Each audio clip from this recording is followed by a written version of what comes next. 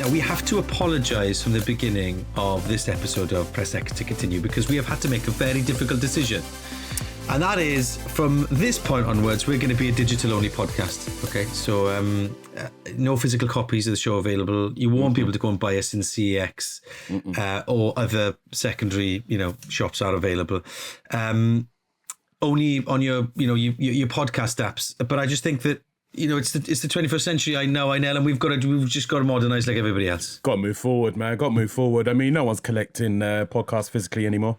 No, I know. And I think we sound old, don't we, if we keep asking them to do it, If we keep harking back to the day where you had to blow the dust out of your podcast recording before putting it into the machine. Rewind the tape. What? With the pen? No, we're not that old. Come on. We old. Okay. We ain't that old. Okay, maybe we're not.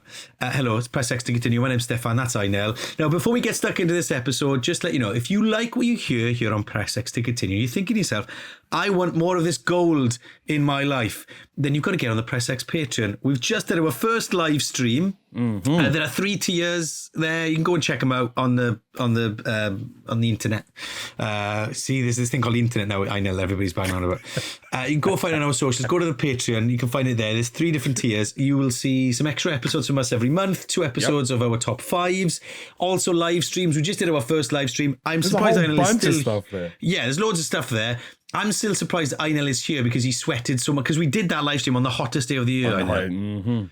Yeah, I was dripping, but hey, the content was great. Content was fantastic. It was great. You might have seen little snippets of it on our social media. Do get stuck into that if you want more Press X in your life. But for this week, we are joined by the gaming YouTuber Luke Westaway is back with us. Hello, Luke. How are you? It's been a while. You okay? Yes, I'm good, thank you, Stefan. How are you? How have you been coping with the heat? I mean, people who play video games, you've been good, have you? Fine. Yeah, people make a fuss about the heat, but it's actually easy. It's easy and I like it. That's my position. Yeah, I think it's good. Just laid back there. The listeners can't see, but Luke just went. Listeners can't see. No. My listeners know that I'm always reclined in a casual, tropical way. I think it's good. I think it's good to be physically uncomfortable every second. I think, I'm glad that I sweat all the time. It's good. It's good to be slippery like a toad all the time, every day, and all through the night, like I am as well. I'm I'm like amphibious now. It's good. It's really helpful with your manual dexterity on a controller as well, if you've got dripping thumbs. Yes, and I do have dripping thumbs. It's the editorial promise that I make to my viewers and my listeners. I tell you, the slipperiest influencer, they call me. I was trying to think of a nice segue from that into games journalist and presenter Shay Thompson, one of the OG Press X's. I can't think of one, Shay, so I'm just going to say hello, actually, because I don't want to accuse you of having dripping thumbs. I don't want to say you're slippery like a frog. There's no really way of me doing this in a smooth way. So, hello, how are you? The thing is, these wouldn't be accusations. These are things that I embody right now. I am sweating from places that I didn't even know I could sweat. Wow. Yeah, the elbow sweat is like, Jeez. That's a new thing. Happens all the time. So yeah. On the elbow? Yeah, the elbow. It's a good time. I love summer. Welcome to the big leagues. It is the time of year that you want to, encase yourself in a small room with hot equipment, which is what gaming Let us know where you've been sweating at home. Have we had knees yet? Anybody sweated from the knee? Then let us know. Now, we start every week with an unsung hero game. These are games that, perhaps didn't get the plaudits they deserved when they were first out or currently out and not getting the plaudits they deserve. Now, Luke, we've got you in the spotlight for this one. And I think from our research department tells me that we have 2 options for you. One of them I think we've chosen before. So go for one and then we will see where we are. Wait, you've chosen what? Wait, so one of them you've chosen before? I think one of them we've chosen before, which yet to be confirmed, but possibly about to be confirmed. So pick one and I'll let you know if I think we've done it before. Okay. All right. Well, I think my prime choice would be Armoured Core 6. Have you done that already? We haven't done that one. You're good. You haven't done that one. Carry on. That means you have done Freedom Fighters for 2003. Yes, I'm astonished. Well, then it's not an unsung game, is it? It's been sung. It's been sung. Good. Everybody Good. loves I can finally it. put it to rest. Tell us about Armoured Core 6. Okay, it's a bit of a stretch maybe to call this unsung because it is a recent game, and you know it was pretty splashy, and I think everyone who follows video games was aware of its release and of it coming out. But I do think it qualifies as an unsung game because it's made by From Software, who obviously are most famous for Dark Souls and Bloodborne and Elden Ring and all that jazz. And I think the hope was that when Armored Core 6 came out, it would introduce all those fans to the Armored Core series, which, if you're not familiar, is a mech combat series. You kind of go off on like individual missions. It's heavily about customization. You sort of like bolt different bits onto your mech and then like go out and, you know, try and blow up all of the other little robots and stuff. It's difficult, like the From Software RPGs, but it's structurally different because you go on these kind of like short little contained missions, rather than, you know, like being part of a big sprawling world or something. And they're great fun and they look beautiful. And the most recent one just played fantastically. It's unbelievably satisfying. They've got this great like sense of scale and heft. You feel like you're in a gigantic robot and the environments are gorgeous. But like it's sort of like you're kind of stomping around like being a giant, and you can look down and there are all these like pixel high cars and trees and stuff. It's gorgeous. It's really, really fun. But I don't really feel like it achieved its aim, or at least the aim that the video gaming community projected onto it and that I projected onto it, which was like, this is going to be the Armored Core Renaissance. This is going to be the point where everyone who's like into Dark Souls, etc., gets on board with Armored Core. And I don't think that's happened. It is still very much like a niche game, but I would love more people to check it out because I think Armored Core is so sweet and so sick. It's so fun to play. It's a blast. Why did you think it didn't cut through? You can get it for 16 quid now. So like, can you really? Now's the time to hop in if you're going to be hopping in. Well, just go buy it then. Just go buy it then. It's 16 quid. On the PS5, it's 16 quid. Yeah. Look, I'm just looking at it now. Why don't you just go buy it then? I'm addressing you, the listener, directly now. Oh, wow. I thought you were addressing Stefan. I am also a listener, so it works. Well, have you bought Armored Core 6 Fires of Rubicon? I haven't, but maybe I will. Just go buy it then. Do you like mech-based vehicle combat games, Shay? Should this be getting more pop? I actually do, and I feel particularly called out here because I was meant to play this. I own this game.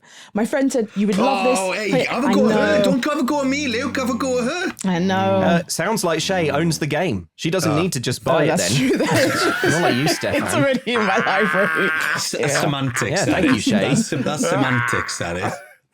Yeah. Well, you think From Software doesn't know that Shay didn't play it? What they know is that she bought it. You should just go buy it, Stefan. Why haven't you played it then, Shay, if you've got it, if it's in your collection? Oh my God. That's a good question. I don't know. And I think it's right on my alley. I love stuff like Zone of the Enders. Like it's got all the makings of what Shay Thompson likes. So do you know what? I'm going to install it right after this. It's a lot faster paced than Mech Warrior as well. It's way faster. Yeah. Are you on board with this Armored Core 6? I've played it. It's great. It's great. It depends. It's good jumping in point if you've never played any of the Armored Cores. It's a bit different from some of the favorites. I know some people, they really love 4, and a lot of others they liked how things got shaken up in 3, but like 6, it's great. It's a great place to jump in. You don't need to have played the previous ones. It's a nice one where it's nice and fast paced. Their movement is a lot more agile than you'd expect from like a mech game, particularly because there's been so many mech games in the past, like third and first person. So it's like this one I feel is a nice one to start with. Or if you want something really arcadey, go to Titanfall 2. Well, look, great shout, Luke. Thank you very much. Armored Core 6. It's Shay's about to download it. I'm about to buy it. Inel's played it. You've sold it to us. So great. Job done. Done. Ippy's been on the Discord saying Bomberman Generation on the GameCube is my unsung hero game. I feel it gets overlooked because the GameCube had so many amazing couch multiplayer games. That is correct. But I think it's up there with the like of Smash Brothers Melee or Melee. I'm sorry, what just happened? You know the Smash Brothers game. He's having a breakdown. It's the heat, Luke. malfunctioning. Oh, no. The Super Smash Bros. Game, or MK Double Dash, its multiplayer game modes allowed for some of the funniest and most intense matches I've ever had. Fun gameplay, colourful, cel-shaded graphics, and really easy to pick up and play. I bloody love Bomberman. And I haven't played it in so long that we should do that. You know what? I think one of the best Bombermans was actually the one that came out on Stadia, and no one played it. It was so good. It was 100 and something players, and you start with like different people on each map, and then you're blowing each other up, and then after a timer, you have to move to another segment of another map, and other people might be coming into that one, and other people might already be there, and you're continuing it. It's like a battle royale until you whittle it down to the last Bomberman. It was so good, but no one had Stadia. I did play that. It was really fun, and also like all battle royales, it's impossible to win. No one ever wins, but it does mean that like at the end you get to see the like ultimate high level Bomberman play if you kind of keep spectating, and you just see sort of like two people like sort of running around planting bombs. Yeah, it was cool. I will correct myself. It was 64 players. It felt like 100 something. That sounds great. It sounds great and all. It's not the game hippie was talking about, but fine. I take your point. I take your point. She wasn't putting that one in, was she? Players with like you customize your own Bomberman to look how you want your Bomberman to look. What? Cool, but she's talking about Bomberman Generation. Yeah, talking about the GameCube one. Yeah. Anyway, keep your unsung hero games coming in the Discord, because we've got a great list of them. In fact, you know what we need to do? We need to have a list, don't we? Have you been keeping a list? We need like a Google Doc so people can access it. I've noticed you're not answering my question. Have you been keeping a list? Right here, bro. Right here. Come on. Whatever. What? Crazy For the listeners, taxi? Einel is pointing to his head. So, dear listener, we have not been keeping a list. And we should have been keeping a list.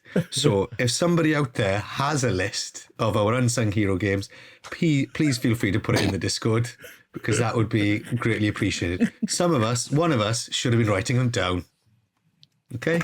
I think everybody assumed someone else was. Right. Yeah. We pride ourselves on high editorial standards of production here. Press X to Continue is proudly sponsored by you. That is right. If you want more Press X content, then hop over to our socials and see how you can support us and see how you can help us keep the content coming out. You can access live streams, bonus episodes, behind the scenes content, and even, if you're feeling fancy, some Press X to Continue merch. Anyway, right, let's get into some trivia then. So you know this by now. If every episode is someone's first episode, we say that. So if you don't know what we're about to do, we're about to give you some trivia for you to try and guess. You can put your questions into the Discord. There's a secret channel that we can't see. Put a fun fact or something that you know about games in there, and our production team will turn it into a question for you. If you don't already have a good quiz question that you saw in a pub quiz or whatever. This question this week comes from Rob No Disguises. Now, currently, there are 18 places on the leaderboard. Shay, where are you? Shay, you're in 10th. Oh, right. And Luke, you're in 9th. So, it's the battle of 8 and 9. All to play for. Right. Last week, Einel overtook me. He is in 3rd place, and I am in 4th. Moving up. Which is... Moving on up. Okay. We're moving on up. It's just devastating to break free. For some of us. Nothing can stop me. So the question this week is this. Who wants to be a continuaire? The 1982 arcade game called Lost Tomb was the first to feature something that is now common across many modern games. A feature that most players don't like. 1982 arcade game Lost Tomb was the first to feature something that is now common across many modern games, a feature that most players don't like. Ooh. Bracket, but won't stop anytime soon, question mark. Can I lock in a guess? You can lock in a guess, Luke. QTEs. Oh. QTEs. In case somebody didn't know what a QTE is. Oh, a quick time event, which is that thing where like a button that you have to press will suddenly flash up on the screen, and success or failure depends on you pressing it in time. That's okay. That's good. So Luke's gone great, early. Shay. He's gone Yeah, early great, there Shay. with the QTs. Yeah. I have a very strong feeling. He's got a very strong feeling about that. Obviously, we'll bring you the answer later on in the podcast. We'll give us some time to ruminate on it. Shay, your face looks like someone to me who does not know the answer to this question. Well, this is the thing: is every time these trivia questions come, I'm like, have I even played a video game before? When I think of like things that people hate, it's like instant fail stealth missions.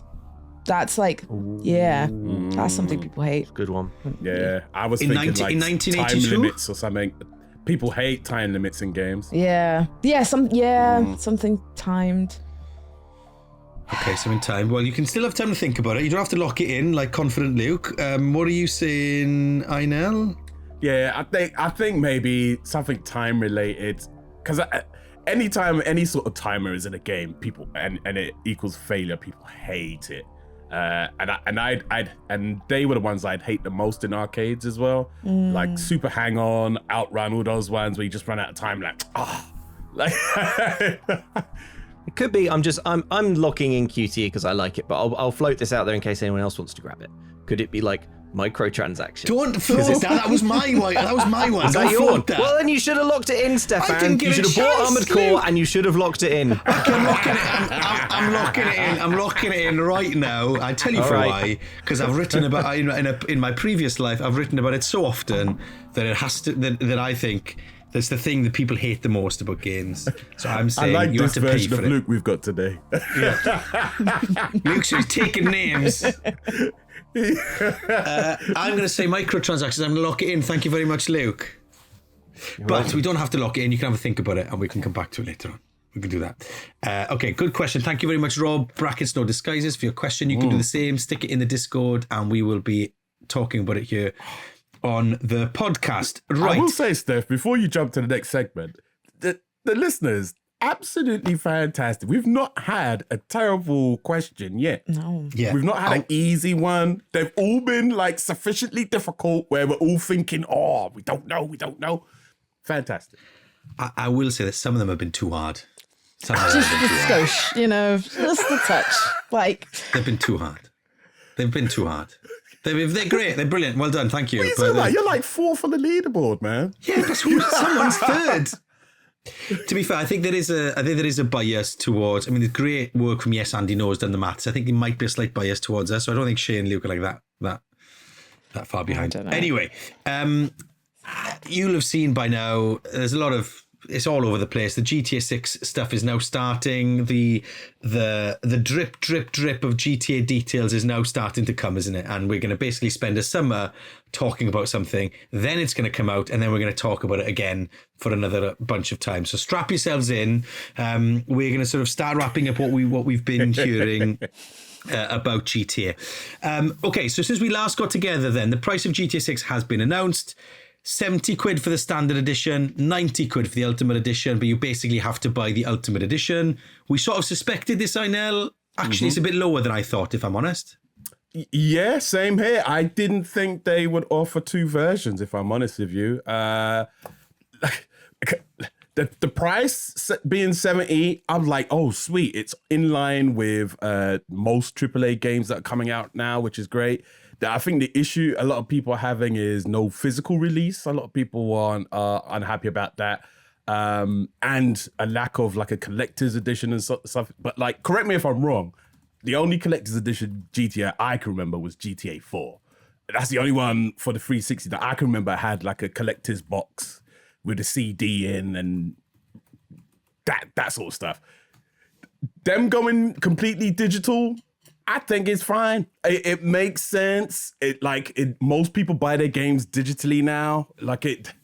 That doesn't irk me too much. If anything, it was like, if they were going to offer a physical, I was unsure how they'd release it because of the amount of leaks that they've had. But all in all, price-wise, I can't complain. It's just the issue is you have to get the Ultimate Edition.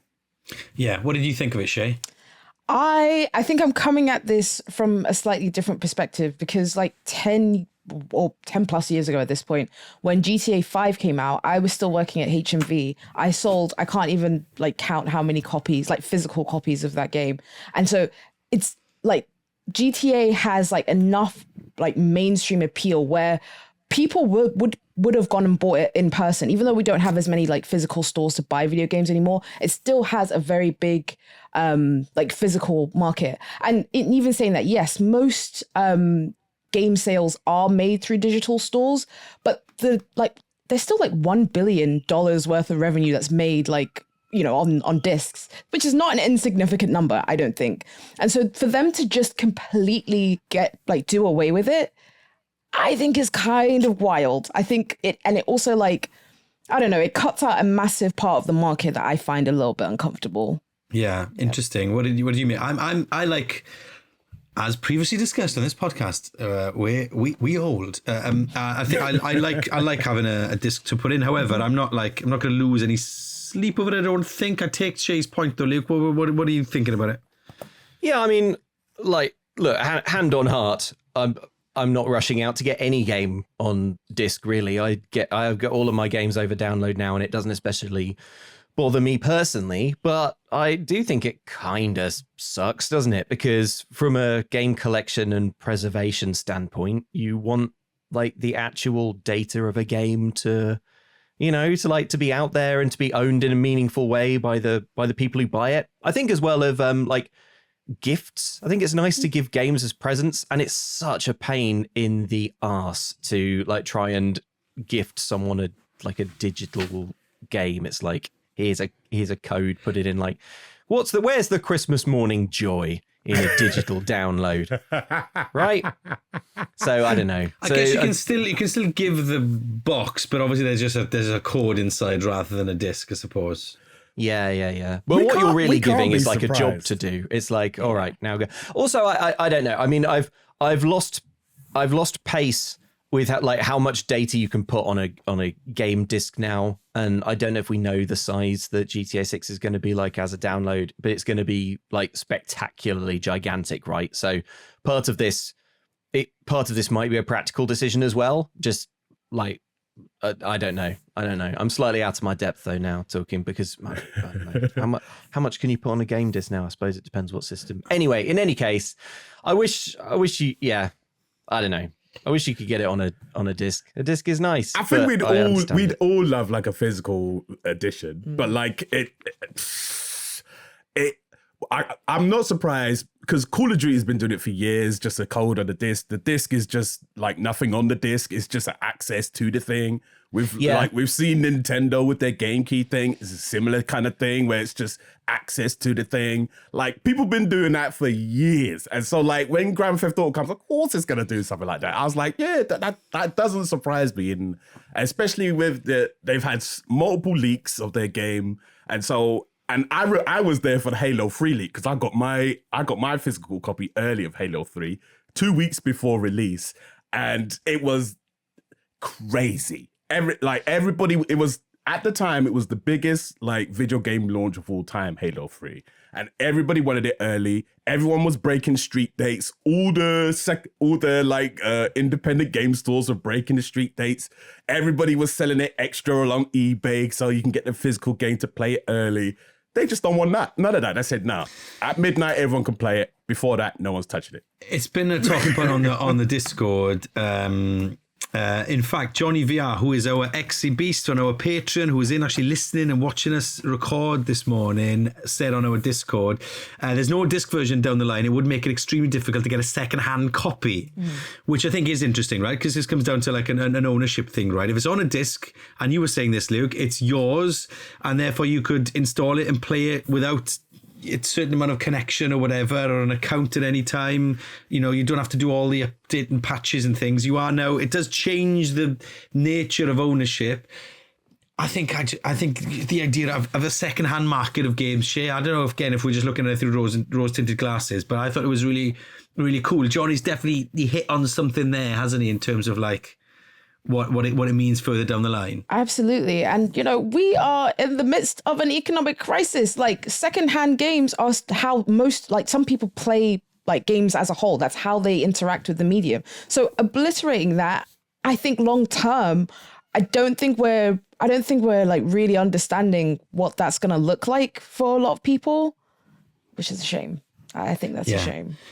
And if you want to be in our records, by the way, we're going to be chatting with Johnny in our next episode that you'll be able to listen to next week. Then you can go to our Patreon. There are 3 tiers there. Join one of the tiers, the XC Beasts, which is our bang top tier. Then you can do that, have a look, and then you can be here watching all the magic happen and us all sweating together in a. What are in your a room. thoughts, Stefan?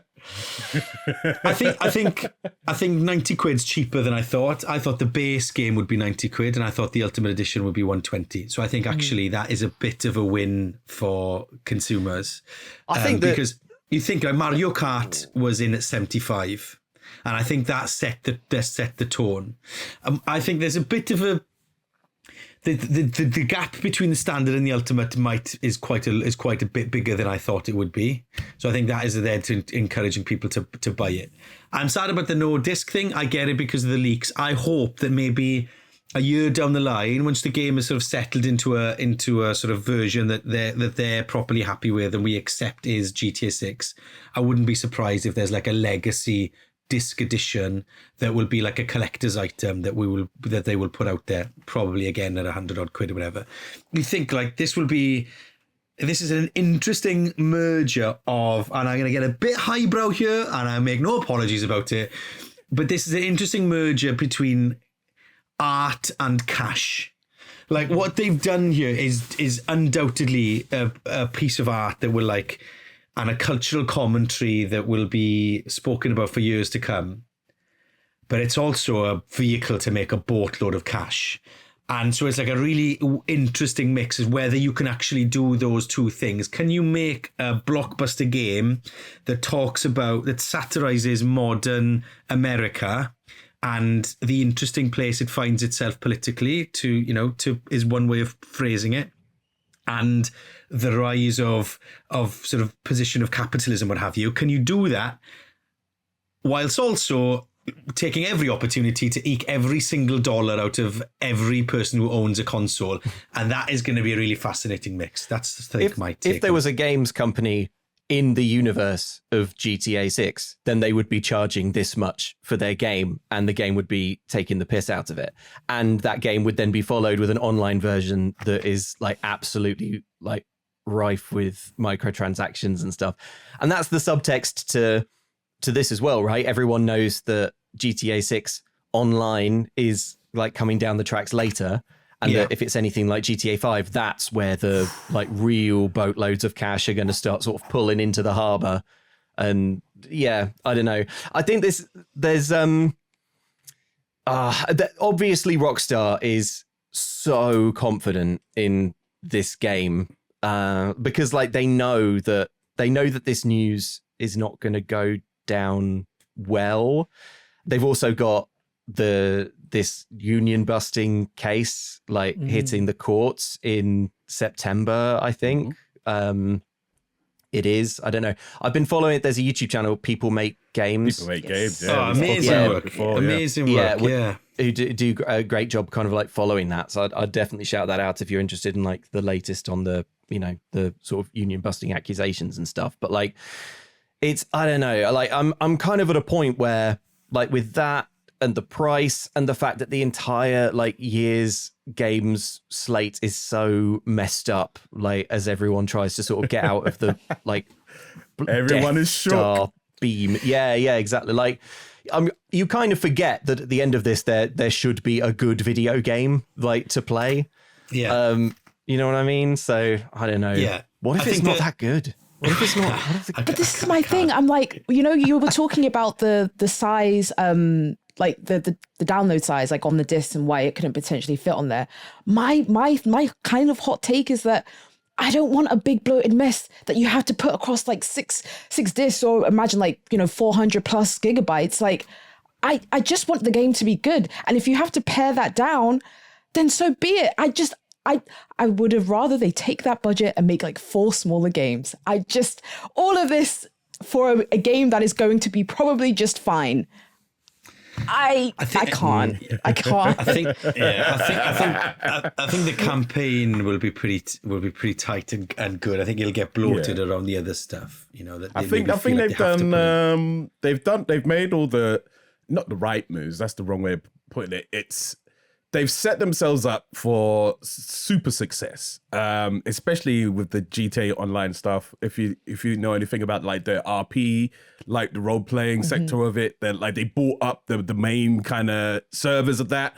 And they've integrated that within their own company now. And so a lot of people are expecting a lot of the features that were implemented in those role-playing things to come in the GTA Online down the road. And so, and with that, a boatload of money, because we forget, like GTA has been in the charts for the last 15 years and it hasn't come out. It's because people keep buying it. And it came out on the 360 and the PS3, but they're still playing it today. I think it's a unicorn, is it? This isn't. This is so different. They know it's gonna blow up. Some thoughts on the Discord on this. On the price, Levo has said, for a AAA game that's been years in development, cost millions in production from a company with a track record of great games and long-term replayability, I think it's a reasonable price. Though I'm sure they could have afforded to lower the price and still raked in just as much cash come the online version, which is exactly Luke's point. Corey's been on the Discord, also one of our Patreons. Corey, I thought it would be predominantly online content you get with the Ultimate Edition, but just been looking at it, I'm surprised of the amount for the story mode. I'm not sure if it's worth the extra 20 quid. So it's going to be interesting to see what people choose when it comes to what they're going to buy. And then Woogly's been on the Discord, also one of our patrons, who's been on to say, don't pre-order video games, especially ones that are digital only, because they're not going to run out of copies. Because people are pre-ordering now because you can download it a week earlier, but you still can't play it until the 19th. There are issues online with people reselling pre-order codes. I do know that that's a thing. I think it's mainly because there's some places where that you can't pre-order and you can't download the digital version, and so a lot of people are trying to buy versions from other stores, if that makes sense, from other people. It's a whole issue, but like it's one of those things where it's like, people really want the game, and like even though we should never pre-order games, especially digital ones, people are still gonna do it, and people are still gonna pay above the odds. It's never going to quite live up to the hype, was it, Luke? All of this chat. I don't know. I mean, I remember. The thing is, like, who knows? Because when GTA 5 came out, I sort of set aside the day to kind of play it. I sort of like barreled through the campaign nonstop. It was a brilliant cultural moment because everyone I knew was playing it and we were all kind of like racing through the same kind of story mode at the same time. Obviously, it was a fantastically sophisticated game for the time. And I simply don't know. I think that what's weird is that between GTA 5 and GTA 6, we've had Cyberpunk, which kind of feels like it sort of looms very large as like it's the thing that's most recent in my mind as kind of like a here we go, hope everyone's ready for this kind of like huge moment, and then it sort of fell flat a little bit. So I don't know, and also like is it gonna be funny? Is the satire gonna be good? Like GTA 5 on reflection was very hit and miss, like quite scattershot with its like writing. There was some stuff that was like, you know, really on it and just felt very just sort of like very like the perfect gag for the perfect moment. This game has been in development for so long. I'm wondering if it's going to come out and it's going to have like political satire from 2022, because like that's when it was all being, you know, that's when that stuff was all being kind of locked in. Do you know what I mean? It's like it's a game that has to be like so of the moment. Can they pull that off with this incredible development? That's really interesting, because the world has changed a lot, Shay, in the last, you know, because you think, but they started developing this before COVID. You know, COVID has changed the world massively. And then since then, we've had loads of political upheaval. We're currently living through a moment of a lot of political upheaval with war in the Middle East and this, that, and the other. And this is a game that, as Luke says, needs to be culturally relevant in order to sort of, for the punches to land, as it were. It's easier, I suppose, if you're making a game about a planet somewhere that doesn't really exist, or a historical tome about the 80s, like Vice City was, or what have you. And so that's a problem with games as a whole, right? For you to make satire that's really current. Especially when the development cycles are just too long at this point. I think it's safe to say that this was in development for way too long, and the budget we don't know. I think it's rumored that it's a billion, which is just unfathomable to think about. So yeah, it would be interesting to see if they do hit on all of the timely satire points, because when it falls flat, it's pretty bad. Like even The Boys, which is a very current show, by its like final season, like people did not vibe with the satire in that show by the end. And so I'm curious to see if it will go down a similar path, or it could completely surprise me. Yeah. Which, you know. I just hope it's amazing, because it'd just be, you know, for all those people who are excited about it, who've been waiting for so long to have something they were like, yes, thank goodness. It's good. I think it will do. I think people really enjoy it. I think the main issue is obviously price. People are already pricing because video games are just too expensive now. Yeah. Like, and like the price to even play GTA 6 at launch, you have to have a PS5 or an Xbox. Xbox has shot the price up, so has PlayStation. And so like you're spending big amounts of money. You could be spending a grand just to to play this game. A grand. You know, the only GTA 6 I care about is go to brackets buy Armoured brackets core 6. It works. It works. It works. Try writing it down. I think it'll be neater that way. Okay, look, keep your thoughts coming in on GTA 6. Something tells me we're going to be talking about it again between now and November the 19th. Right, Shay, you've been playing something. What is that thing you've been playing? Is it any good? I've been playing something that comparatively is so much shorter than the probable runtime of GTA 6. I've been playing Mixtape. I finished it in 4 hours. It was a one and done. Hallelujah. This is what I'm saying. That's the games we love. I do this for you, Steph. Mixtape is pretty cool. It's a story that focuses on a little teenage trio of Stacy, Cassandra, and Slater. It's the end of the school year. Stacy is going off to New York to become a music supervisor. And so the plan is to attend this one big last party. That's like the main setup. What's really cool is that given Stacey's like massive love for music, each chapter is underscored by a different song, and she kind of like she introduces in like proper tease it up to the camera. So it's done really well. I'm gonna preface what I say about this game by saying I did like it. It has an undeniable charm. Like there are a lot of moments where I was just sitting there smiling because it's just very pleasant. It's very fun to play, quote unquote.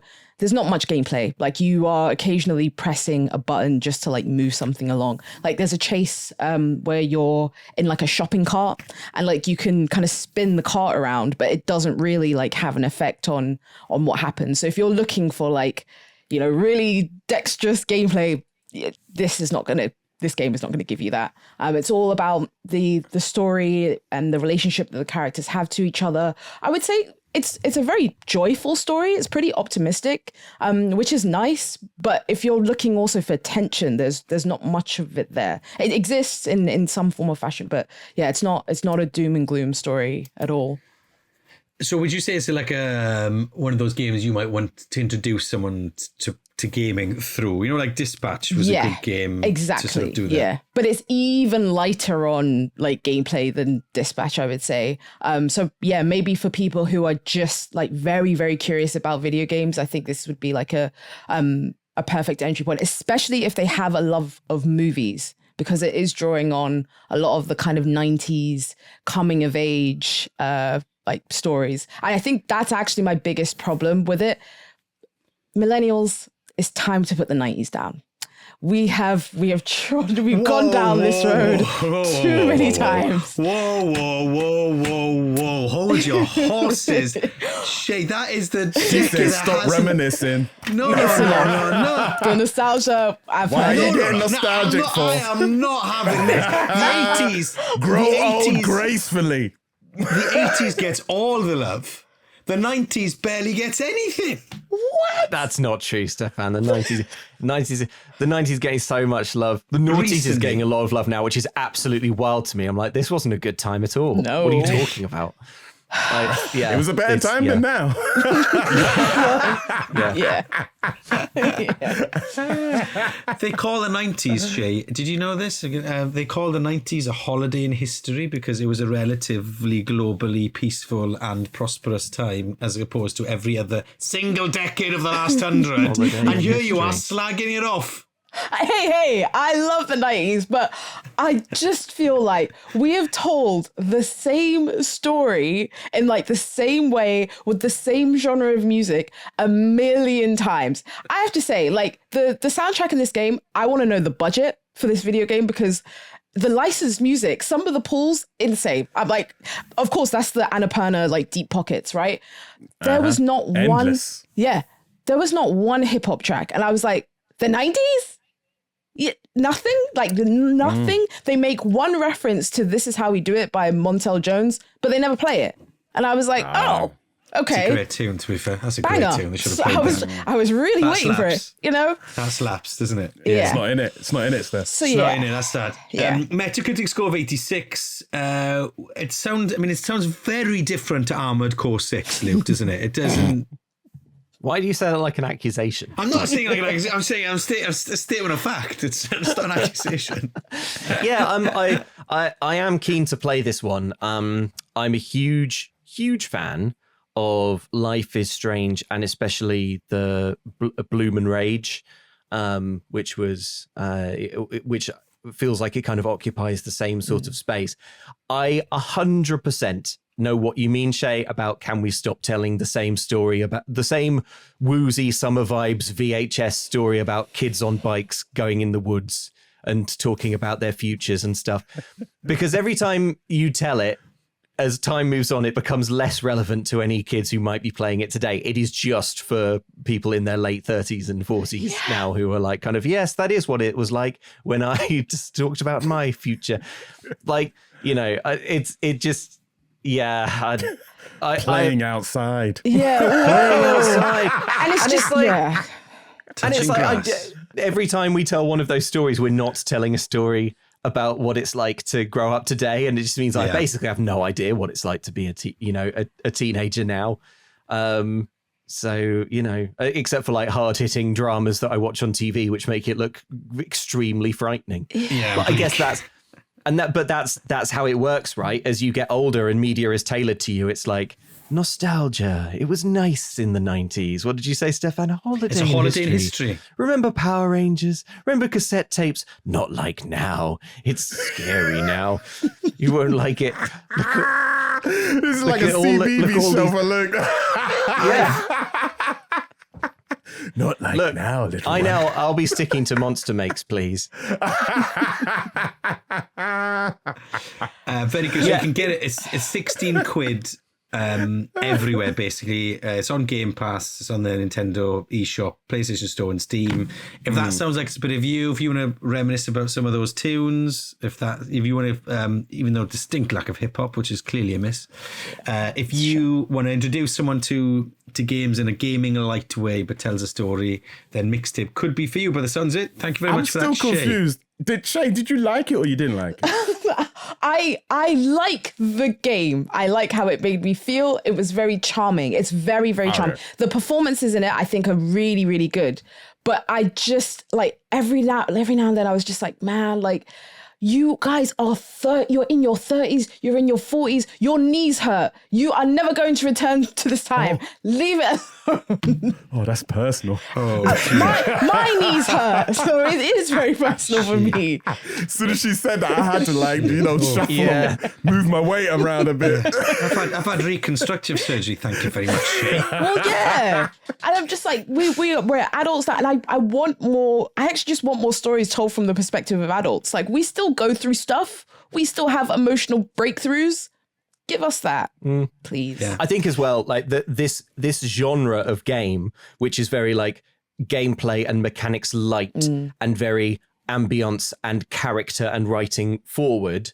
I know exactly what you mean, Shay, because that's exactly how I felt about Life is Strange Reunion, where it's like, so did you like it? And I'm like, I don't know. Like, it made me smile and laugh a lot, but also it was so annoying. Like, and that's I think this genre of game lets you feel those kind of complex like attitudes towards them. I get like, what you maybe mean. more than the others. I do like that this genre has emerged like over the years though. Like story first, gameplay takes a kind of backseat. Because like it's made gaming a lot more accessible for a lot more new people, which I really like. And I've found games that I've like resonated with that I didn't think I would, mainly because I love gameplay mechanics. I played 13 Sentinels over the last 6 months, and that's story for like 30 hours with about 5 hours of gameplay. I loved it. But like it's like, okay, there's games where I can just sit back on the couch, just take it in, get immersed by a crazy story, and I don't necessarily have to be doing some crazy gymnastics with my thumbs. This sounds very similar to with the music is heavier, but the emphasis on the music is heavier. But there was a game called Lake, which is very much this, where someone goes back and looks after their old house, and you can fall in love and all that sort of stuff. And basically driving a van around is very, very light on the gameplay mechanics. So yeah, it's definitely got an audience, isn't it? But if you've played Mixtape, let us know. Did you like it? Do you even know? Then get involved in the conversation. Do your knees hurt? Probably, yeah. Any historians out there want to argue with why the 80s gets more love than the 90s, then find us in the comments. Right, okay, let's get into our trivia then. We have got an answer locked in already by Luke, of course. The question was this from Rob No Disguises. Thank you, Rob, for your question.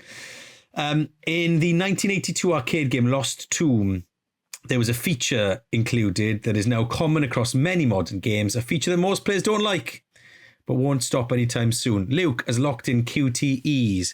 My guess is microtransactions or having to pay for something extra. Don't know if it's quite having to pay for something extra. Shay, what are you gonna go for?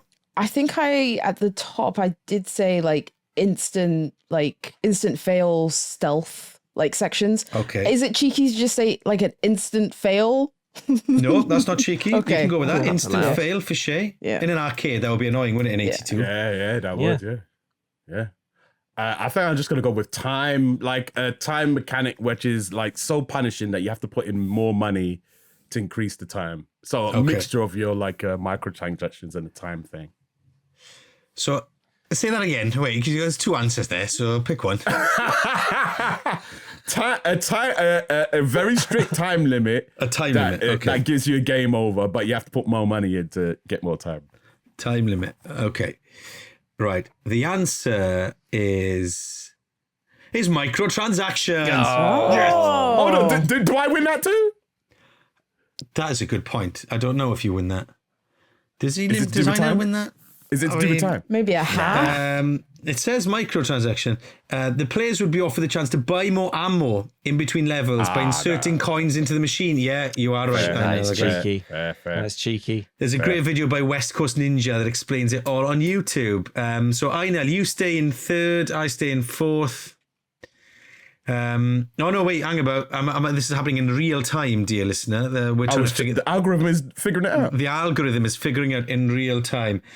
Einel, you've actually gone up to second because we've given you the point there. Oh, I did get a point. But that's controversial. I'll take it. That's controversial. That is controversial because I don't know if that. I'll take it. Listen, we don't argue with the algorithm. I think what was that? I stay in fourth. Shay in 10th. Luke in 9th. Hold on, I went up and you went down? That is loose, that is.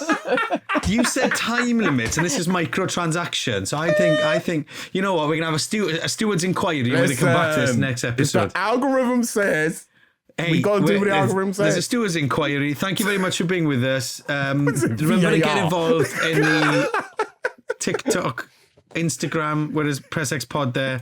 Find the Discord, and if you like what you hear, you want more, then go and join the Patreon. We'd love to have you on there. Keep the lights on and keep the show going.